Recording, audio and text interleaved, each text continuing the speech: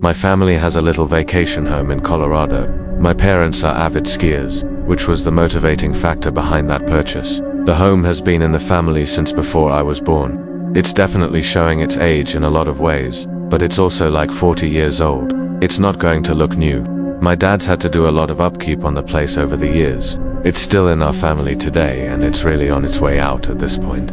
My dad talks about knocking it down and putting up a new place, but I don't really get involved in his decision. This story takes place like 15 years ago. When I was 8 and my brother was 11, we were up in Colorado during a blizzard. The snowfall was insane, and of course my brother and I had to go out and play in it. The great thing about going up there when we were kids was the sheer amount of space. The property has a huge opening with wood surrounding in all directions.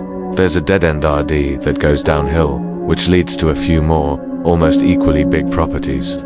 It's the perfect layout for hide and seek, or snowball fights, or any number of games like that. My brother Josh and I went out in our snow gear to play our snowball fight game with our own little custom rules. Basically, we'd set up to forts. We could pick our forts to be anywhere, but we had to tell each other where we were picking. We would then make one giant snowball as the so-called jewel that we'd have to successfully steal from the other base and bring back to ours. Josh chose to make his base on the nearest neighboring property. There was almost never a car, like 9 times out of 10, that we'd go there. So we'd often play games on their property too, since they were never there. What we'd do is build little walls to emulate a fort, and then put the big snowball behind the walls. So to get to each other's bases in this game, we could either cut through the woods or take the road up or down to get to the opposite fort. Once Josh ran down the road and disappeared, I was supposed to wait for him to blow the whistle to signal that the game began. I waited for a while, like a long while, over 5 minutes. He had already set up his fort by then, so all he had to do was get back down there and blow the whistle. When it hit around maybe the 10-minute mark is when I decided I probably just couldn't hear the whistle from there. So I started plotting my route. Was it better to go through the woods or down the road? I opted for the road because honestly, going through the woods during a blizzard at 8 years old was a scary thought. I started trudging through the unplowed snow on the ground, as flakes of snow blew into my face. With the amount of layers my mum made me put on though, I wasn't cold at all. As I approached the driveway to the neighboring property, I looked through the trees and didn't see Josh over there.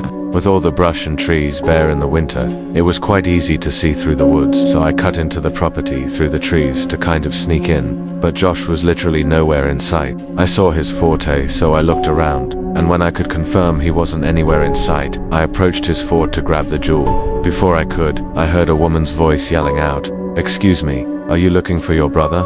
I turned in the direction it came from, and it was an older woman at the front door of the neighbor's house. I called back that we're playing a game. She responded with, "Your brother's in here." I was very confused.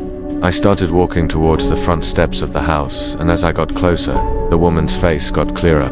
To my 8-year-old mind, she looked a lot older than she probably was. As I got closer to the house, I noticed that one of the upstairs windows, there was someone looking out at me. For a second, I actually thought it was Josh. It was someone with half their face covered, presumably by a black beanie, and the bottom part of their face covered under the bottom of the window. I also noticed another trail of footprints leading to the front door. They had to be Josh's. The woman was giving me a very creepy smile. I remember that feeling of my heart dropping for some reason. She waved me inside to come in and get out of the cold. I stopped dead in my tracks and screamed Josh, but there was no response. The woman stopped smiling. She didn't expect me to do that.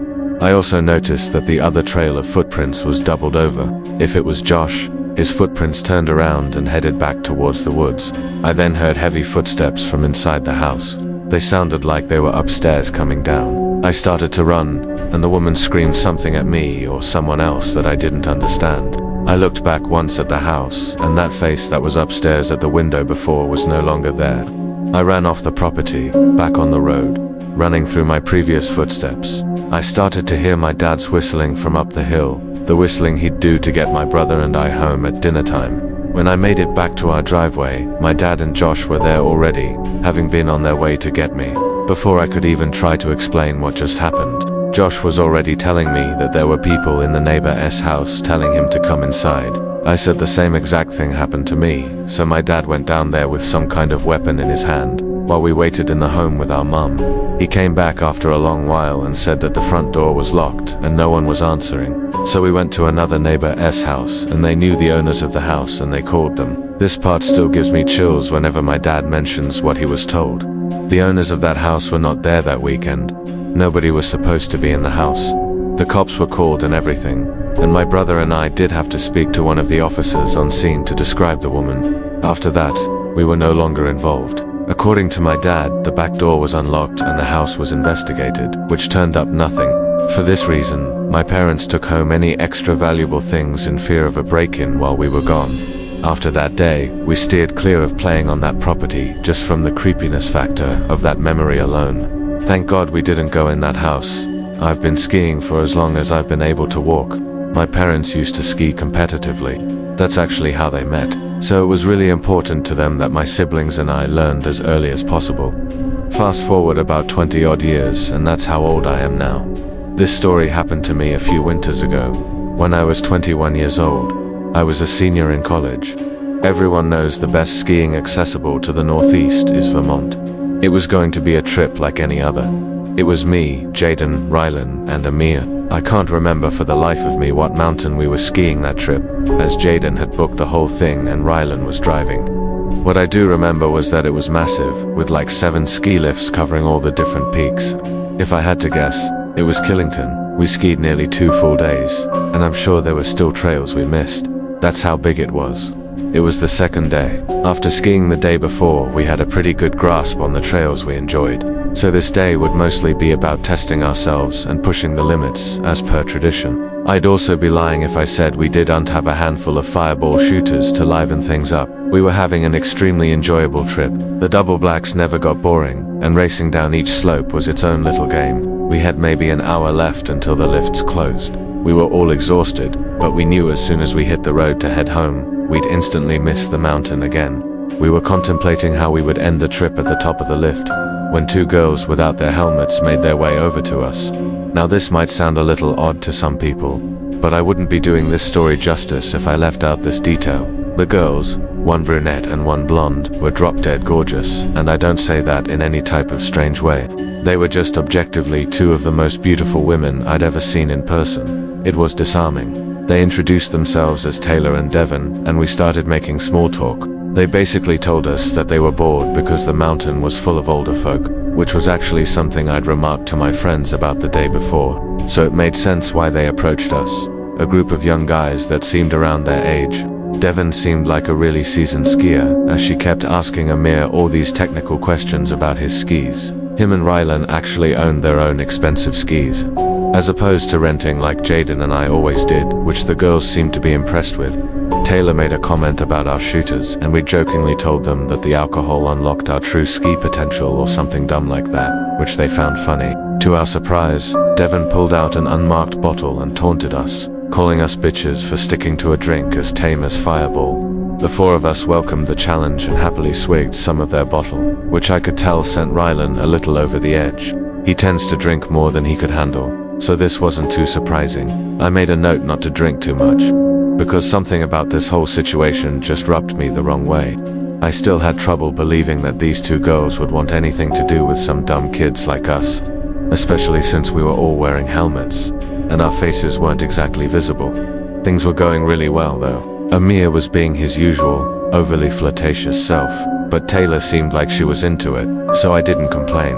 I figured we were just going to spend the remainder of our time on the slope with these girls, which I didn't really mind too much. Hell, maybe they knew something we could do after the slopes closed. Just then, Devon asked us if we had skied down a trail called Devil's Forest, a name which I definitely didn't recognize. Our other friend Chase would have had the trail map memorized as he's literally a walking GPS, but he wasn't with us. We told them we hadn't, and they explained that it was a glade trail that's a little obscure and rarely open. For those who don't know, glades are basically trails that extend in between trees so that you're skiing through a forest. We actually enjoyed skiing glades more than anything else, so this Devil's Forest trail piqued our interest. We told them we were game, and they motioned for us to follow them. We reached a choke point on our skis, and they told us to take them off, because we had to walk slightly uphill for a short while. I could tell we were in a relatively desolate part of the mountain, as the snow was perfectly fresh, and there was no one around. The thought of an adventure was kind of invigorating though, so I thought nothing of it. Drunk and curious, we clipped our skis off and followed the girls up the mountain. Amir and Rylan ran ahead, presumably to flirt some more with them, and Jaden and I hung back a little bit to give them some space. As we followed, I could tell Jaden looked a little wary, so I asked him what was on his mind. I like to think of us as the rational, level-headed ones in the group. Amir was too unpredictable and impulsive, and Rylan would follow a girl if she let him off a cliff. Jaden said that it was weird that this supposed trail would be inaccessible from a ski lift, which I agreed with. I had never had to walk uphill to reach a trail before. We agreed to just keep a keen eye on things. What could two girls do to a group of 4 big guys anyway? They led us into the forest and the terrain finally started leveling out. Jaden and I caught up with the group, and it was apparent that Rylan and Amir had both made considerable progress. Rylan had his arm around Devon, who was smiling and laughing. They pointed in the same direction we had been traveling, which had all of a sudden become a downward slope. I sighed, knowing this was another instance where we could have used Chase's help. He would have known exactly where we were and where this trail would have led. Jaden was still skeptical and asked the girls that they were sure that this was a real trail. They responded yes, and told us that it would also take us right back to the lifts. Before I could say anything, Devon pulled the bottle out again and told us we had to finish it. Amir and Rylan happily took some hefty swigs, but when the bottle got around to Jaden, he said he was drunk enough. As soon as he spoke, I could have sworn Devon's smile became a really angry scowl for a split second, but by the time I blinked, she was smiling again. I must have been the only one to notice because I looked around at my friends and their expressions were all normal. She put on a seductive smile and batted her eyes at Jaden, asking him nicely. He reluctantly grabbed the bottle, if just to shut her up. By the time it got to me, I put the bottle up to my mouth but didn't actually drink. Everything about this encounter was trickling alarm bells suddenly in my head. I handed the bottle back to Devon, who put it away. I noted that neither girl drank this time around. It dawned on me that I hadn't seen either one of them drink anything this whole time. I checked my phone half an hour until the lifts closed. I tried to come up with some excuse for why we couldn't ski this trail, saying that we wouldn't have enough time to get back up and down the mountain to where we had parked. The girls insisted that we have enough time and that the lifts were connected on the bottom anyway. Then, without warning, they told us that we were wasting too much time and took off toward the slope, telling us to follow them if we could. Amir and Rylan immediately followed, clearly hoping for a favorable outcome at the bottom. Jaden and I obviously didn't want to, but figured we had no choice but to follow, so that's what we did. I let Jaden lead the way because after all, this was still a challenging looking slope and skiing in the forest is no joke. I'm not sure what I was expecting, but when we made it to the bottom, I was relieved. The 4 of them were at the bottom of the slope, laughing and flirting like they had been before. Jaden and I caught up with the group, but something was wrong. There wasn't a lift in sight. We were still surrounded by forest on all sides. I sternly asked the girls where the lift was, and they told me to stop worrying and that it was close by. Then they said they'd take us there in a few minutes. I relaxed a little, assuming that I was worried this whole time about nothing. As I was rubbing my eyes, I heard a distinct thump in the snow. I opened them to see Rylan, who was literally passed out on his back in the snow. The girls laughed, calling him a lightweight, but I could tell it was more serious than that. Before I could even react, Amir slumped over to... I started freaking out and I rushed over to them, unclipping my skis. I thanked my lucky stars that they seemed to be breathing normally, but I was beyond horrified. Jaden took a step towards the girls, asking them what the hell was going on. They seemed genuinely shocked, saying they have no idea what was wrong. Jaden took another step before he too passed out in the snow. I stared in shock, still trying to wrap my head around the gravity of the situation. I just couldn't fathom that this was happening to us. My head started spinning and I was sure that I was next. The girls had stopped pretending by now, and they looked at me like they were waiting for me to pass out.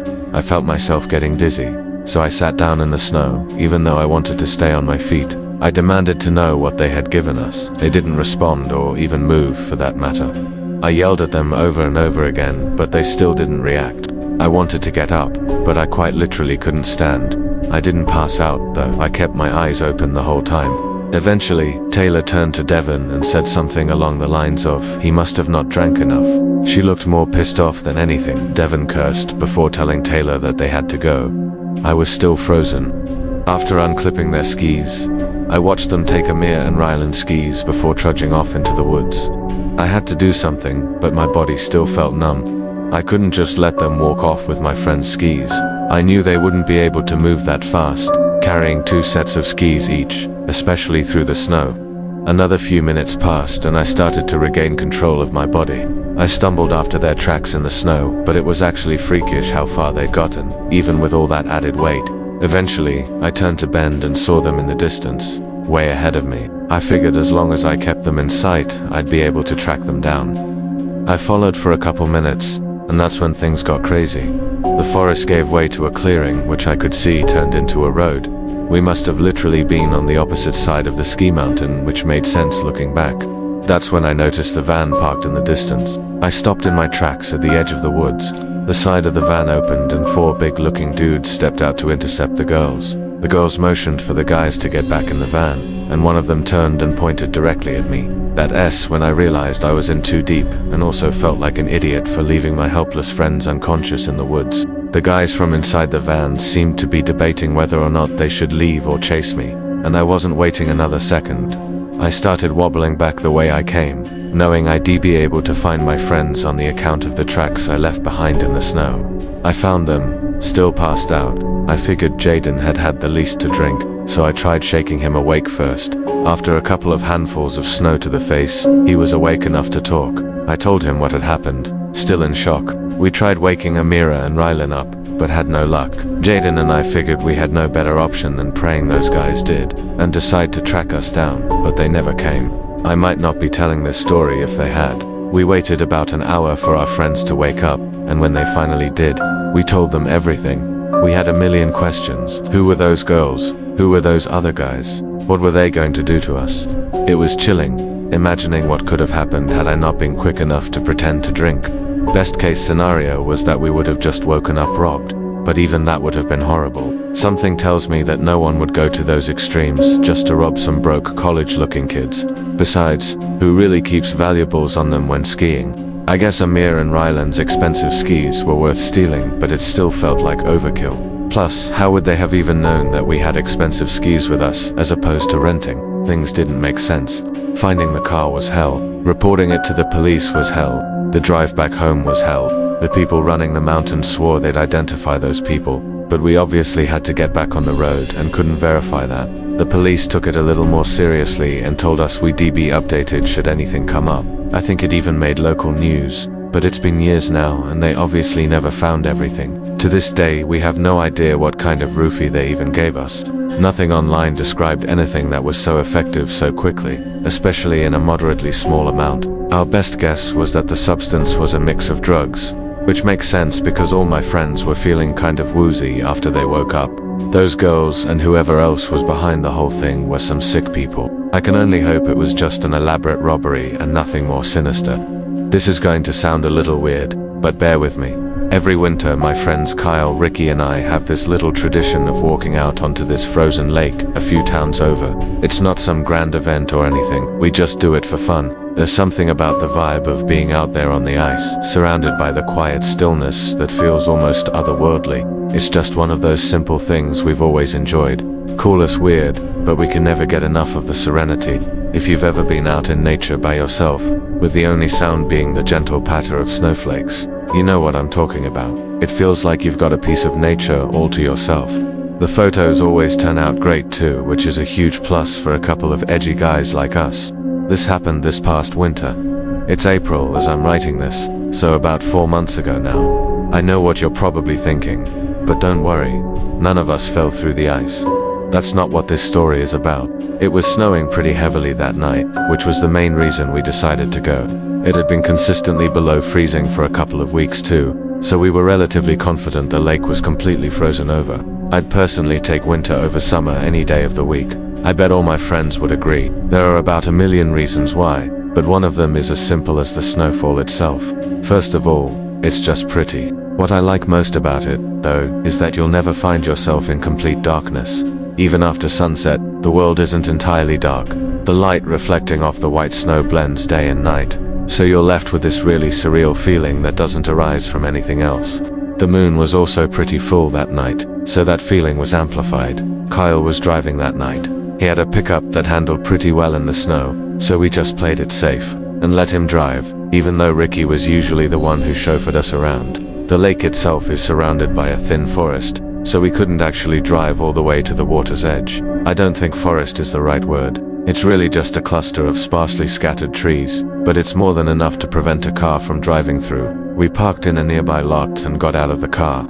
It was freezing out. The three of us bundled up and walked toward the lake. I didn't smoke at the time, I still don't, but Ricky and Kyle both do, so they lit a couple of cigarettes as we walked. I think it was after midnight, but I can't say for sure. All I remember is that there wasn't a soul out there. Not an animal, not a person, nothing. No movement whatsoever besides the three of us. We reached a lake, and as we anticipated, it seemed completely frozen over. The three of us were laughing about something stupid, when Kyle picked up a small boulder and chucked it onto the ice. Testing its integrity, it didn't even crack, so we took that as an indication to make our way towards the middle of the lake. We obviously didn't go super far on the ice, that would have been careless, but we did venture a decent ways away from the ledge. We were maybe 100 feet out when something caught our attention. On the far side of the lake, near the edge where the trees bordered the ice, something big and dark was moving. We stopped talking immediately. We just stopped in our tracks, watching. Whatever it was large, hunched over, and moving slowly toward the lake. Finally, we realized what we were looking at. It was a bear. Ricky was the first to say something. He whispered, "Is that a bear?" as quietly as he could. I didn't answer. My heart was already racing. If it was a bear, the last thing we wanted to do was draw its attention. We stood there, frozen, not even daring to breathe too loudly. But then, as the figure moved closer, something felt off. The way it walked wasn't quite right. Too upright, too human. It also looked like there was something dragging behind it. Nothing about it made sense. It was one of the most bizarre things I'd ever seen, and that's when it straightened up completely and we realized the truth all at once. It wasn't a bear, it was a person. A person wearing some kind of bear suit. Kyle said, "What the hell?" in a low voice, and I was thinking the same exact thing. I know it doesn't sound scary in a generic sense, but if you had been there, you would have been terrified too. I tried to respond, but the words wouldn't come. I don't know if I was more afraid or confused, but something told me to stay quiet. The figure kept moving toward the ice, dragging something behind him. At first it was hard to tell what it was. The snow blurred the details, but as he got closer, I realized he was holding a rope that was attached to the thing he was dragging. And a few moments later we could see it more clearly. It was a small black bag. It looked like a smaller size garbage bag, if they even made those. Either way, it was chilling. We stood there, unsure of what to do. My mind was screaming at me to turn around and leave, but my body felt paralyzed. I couldn't move. I don't think Ricky and Kyle were too keen on turning around and leaving either, because neither one of them flinched. I probably wouldn't have left right then, even if I hadn't been so scared. I needed to know what that person was doing. And then, as if the situation couldn't get any stranger, the man unzipped and stepped out of the bear suit. Seeing him as a person didn't make things any better. He wasn't particularly large or intimidating, but there was something unsettling about him. We watched as he bent down, presumably to pick up a rock, but I couldn't tell from so far away. And then the sound started. He knelt down, holding what looked like a rock, and began repeatedly slamming it into the ice. It might have been placebo, but I swear I could feel the vibration in the ice, even from the distance. He was trying to break through, most likely to dispose of whatever was in that bag. Ricky tapped my shoulder and I turned to see him and Kyle moving back toward solid ground. Without a word, I followed suit and the three of us tried to move quickly without making too much noise. Every step felt deafening in the quiet, even though I knew there was no way that guy could hear the crunch of snow from that far away. We barely made it a few yards when a voice yelled out, "Hey," from behind us. I didn't even look back. I just started running, praying that guy didn't have a gun. The cold didn't help. I found myself starting to get winded after not even a minute of running. I don't know if he followed. I don't think he did, but in that moment we were in full-on panic mode. We reached the edge of the lake and at that point I was gasping for breath. After a very short break, we made our way back to the car silently and Kyle drove off immediately. None of us had any idea what we had just seen. Kyle said it was probably someone dumping their trash, but I told him that was ridiculous. Who in their right mind would dress up in a bear suit in the middle of the winter to illegally dump their trash? There was no way, Ricky said. It was definitely someone dumping a body, but I told him the bag was way too small for that. The three of us talked about it the whole ride home, but we couldn't agree on a definite explanation. We never got an answer. The reason I am thinking about this now is because my mum was watching TV the other day and an old missing persons report popped up on the screen. It was a child from around our area, and the timeline of his disappearance matched up pretty closely with what we had seen on that lake. I'm not jumping to conclusions. I know it's a long shot and probably just an unfortunate coincidence, but I can't help but wonder if those two things are somehow related by the time you're hearing this. We've probably reported our sighting to the police.